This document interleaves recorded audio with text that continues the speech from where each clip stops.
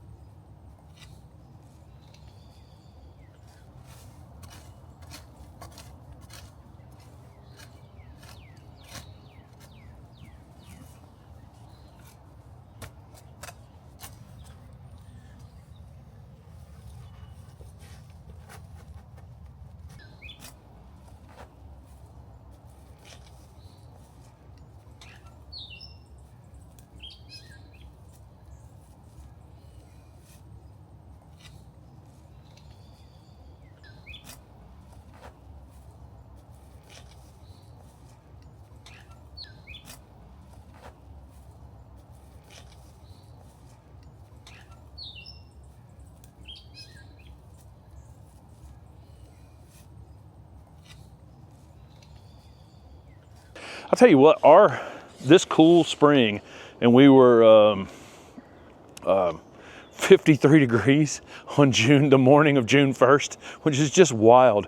But because of that, our potatoes, for the first time ever, have just continued to grow like crazy right up until June. Typically, we are harvesting potatoes about this time, or just maybe another week or two from now. But man, these things are still fully loaded in growth. Still growing like crazy. Hopefully that translates to there's a lot of potatoes down there. We'll see. Ultimately, you never know until you dig potatoes out. But that's pretty exciting because, again, it's just for us in Raleigh. Normally we've hit 90 so many times by now. We did weirdly back in April have a couple 90-degree days, but since then it's been cool. Nights in the 50s. Just really wild. Looks like that's coming to an end, unfortunately. Sunshine ligustrum I had pruned a few weeks ago. It looks great coming back out in the spring, especially like peak spring and mid to early summer. That thing really shines out here in the garden. That hydrangea paniculata, I'm messing with Steph a bit. She thought we were coming this way, and then I pointed out something else. The tree-formed hydrangea paniculata has got a little bit of a lean to it. I need to restake it a little bit right now, but it's about to come into flower. That's been a few years of work there, getting that thing limbed up into that small tree. But you can see how many flowers it's going to have this summer, and I think by the time people are here in 2 weeks, it's going to have a lot of open flowers. This one is not as tightly constructed as the a lot of the new hybrid hydrangea paniculatas. It's a little more open flowered, but it's got all the flower parts, so it has a lot of pollinators on it. That's the reason I like that plant. Hydrangea paniculatas are great pollinator plants. Unfortunately, fortunately and unfortunately, I guess fortunately because the flowers are so much showier on some of the new ones that people love them. But unfortunately for the pollinators, it's a little harder for them to get inside and enjoy them and participate in the garden as easily. A few more things up this way, Steph. I think you can see behind us how lush everything is out here in the garden. The Miss Sayori hydrangea is just really starting to put on a show. There's a couple more flowers coming. It's really amazing how showy that thing is, and it's up against that dark new foliage. Looks really great. That's another one that's in a kind of an awkward spot. I think ultimately it's going to have to move. Dahlia. This dahlia is one of the named dahlias. We have a lot of dahlias that we've done from seed out here that have actually been crosses in this garden where we've collected the seed. but that have no names. This one is a named one, but I cannot remember what it is. And you can see it starts off super, super bright yellow, like it is back there, and you think that's the color of it. And then slowly but surely it takes on this pink hue. If Steph can find the name of this one, I'll put it on the screen, but I don't know. We've had that one for a few years. I just love dahlias. They're one of my favorites, but I will point out on that flower, what am I missing? Exactly what I said on that hydrangea paniculata. I'm missing the flower parts in the center of that flower. So there's no bees on it. Our single flower dahlias are probably that and the salvias. What do you think of the top pollinator plants in this garden stuff overall? I mean, I would probably put when the single flower dahlias are in bloom, there's nothing more than those. And then maybe salvias, the clethra. Well, yeah, and I'm talking about something that would bloom kind of all summer. It's summer jewel salvia. The salvia, right? It's the salvia, and then it's the dahlias after that. But a lot of the hybrid dinner plate dahlias or whatever we want to call them, unfortunately, they don't have bees on them. So it's nice to have a few of them, but it's also nice to have the single flowering ones because they flower all summer long, and then they have the pollinators on them all summer. So let's go out to the front and see if there's anything interesting out there. You can see the Dear Dolores hydrangea is still doing its thing, and that thing will just keep blooming pretty much all summer. It will throw up new growth, and the weather will kind of bend it over a bit and offer some light down into the middle of the plant. It'll get some new growth on it, and it blooms on the new and the old wood. So, that thing will come on and, again, continue to bloom all summer. One that's not remontant, but definitely worth having. Remontant just means it blooms on old and new wood. This is one that only blooms on old wood, called Big Daddy, but it's definitely worth having. It gets these almost comical size inflorescences, the balls that are basketball size. Ours don't get quite as big on this back line back here, although it has a ton of flowers. I mean, you see all the flowers, and they're getting bigger and bigger as it's unfolding. That's not finished yet. It's still unfolding. It's still crowded in there. I think you can see that, where some of them are still small, and they're still unfolding. So it's going to get bigger before it's done there, but it still won't get as big as they would get if it was in a happier spot. This spot back here is a bit, there's a lot of root competition from the trees back here behind it. So this one stays a little bit drier than it would like. And, hydrangea, you can break that word down as hydro, okay? Hydro means water, and, these big leaf hydrangeas do like their water, as we can all see them wilting, in the afternoons in our summer, summer afternoons during the summertime when they're actively growing. So this one, it's just missing just a little bit to become that, like, literally comical size inflorescences. But this one's, if you can find Big Daddy hydrangea, it's definitely worth having, just because, look how many flowers it does get. Again, it's blooming on old wood, so it's not going to bloom on new wood later in the summer. So if I'm in zone 5, I'm probably not going to grow this one, just in case it got damaged during the winter. But if I'm in zone 6, 7, 8, heck yeah, look at that thing. Look how many more it has to come. It'll basically be covered up. There's a meadow rue. It's supporting a meadow rue that's growing up through the middle of it. We always get questions on this little plant. All these plants back here on this back line back here that are so interesting, and everybody always wants to know what this meadow rue is. Talking about pollinators so much in this video, we've had a strange season where we had a ton of native bees out here back in early April, late March, just a ton of them. And then because the weather kind of turned on us there for a little while, we've had a few butterflies and a few bees, but not that many. I expect, though, the sun's out now, things are really starting to come into flower, that we'll see more and more of them in the next week or so. But one overnighting on the coneflower out there that I should charge rent to that one. The front of the fence looks pretty good right now. We have a little fence along, or a little block for this pine right now, because we have a dog in the neighborhood that I think is targeting that thing. I think I got a little bare spot on it that I think that's what is happening. Is a dog.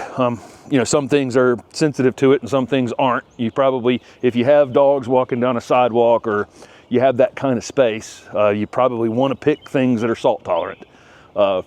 For those types of spaces. But I think it looks pretty good out there. I think by the time everybody's here, all of the perennials should be in full flower that are along the road out there. There's some liatris and cone flowers and bee balm. Abelia should be in bloom by then. Just all of it should be in bloom. This space, yesterday I dumped a bunch of pine bark in the annual borders, and that video will have gone up before this video went up, but I still haven't cleaned it up completely. But the color's starting to fill in out here now, and changes that we made to beds where we had open gaps and things like that are starting to fill in just a bit. We've planted a lot of musical plants this spring, and if you followed along, you know how many plants we put in the ground. We had, it's a really, it's not like we have the same amount of plants as we had last year, because we only had 2 plants die.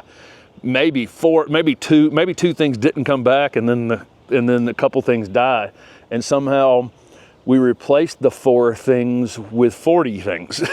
That's how the season's gone. So we've added a lot to it, changed a whole lot out here. I think you can see, this bed to me just looks great right now. When you get to this moment in, late spring, before, we flip flip over to summer in June there, this is when it should kind of look, it's the best it's going to look for the season. This is before, the leaf spot problems and any of the humidity related problems that we would get in our southern gardens here during the summertime. The leaves are still fresh on everything, so I got all that new growth. Plus we've got moisture in the soil to work with. So, but I think overall it looks pretty good right now. This area has had the most transition this season with that Miss Kim lilac dying, and we moved a few things out of here. It's given us the opportunity to kind of redo this space. This has been the toughest space in the garden as you get closer over here to that maple that's behind it. Even this morning I was planting a Japanese maple over here into red maple roots, and man, the roots are so, it's just intertwined so tight over here, and it was dry. I mean, I'm digging in the soil where we've gotten, I don't know how many inches of rain we've had in the last 30 days. It's a lot, maybe 7-8 inches of rain we've had in the last month. And I dig a hole over here and pick up dry soil 3 inches down. That's how that red maple, how greedy that red maple actually is.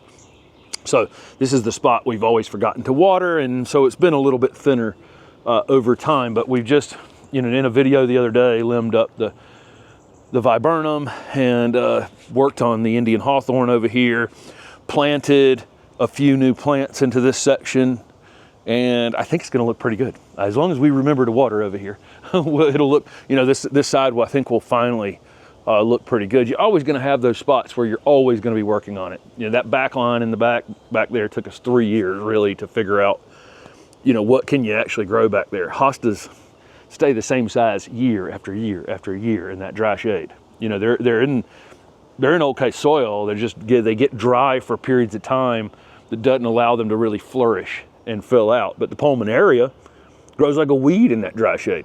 So, and it looks just as good as the hosta, really. There's that. There's figuring those things out as you go.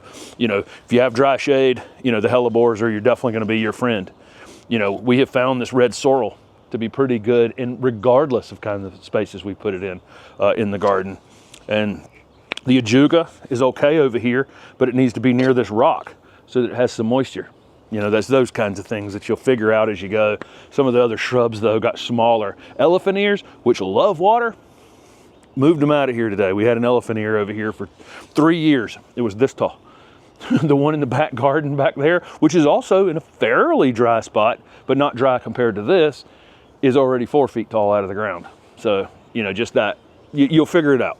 As you go along, different spaces in your garden are going to, you can't necessarily just define them as shade or define them as sun or define them as whatever. They define themselves a little bit in time. They may be dry shade or, whatever, or overly well drained or wet, seasonally wet. You may find that there's something else that describes it beyond whether it's sunny or shady at some point during the year. But there you go, the garden, I think we're going to get it mulched this week. I think you'll see a video between now and the time we mulch about prepping for mulch. I got to do a lot of edging, get everything ready, get weeds out, get it all ready so we can mulch this thing, and then I should put the final cap on it, and hopefully it'll be just right after that. All the pruning's done. Everything else I think is done and ready to go and ready to have people here in the garden in a few weeks. Thanks for watching.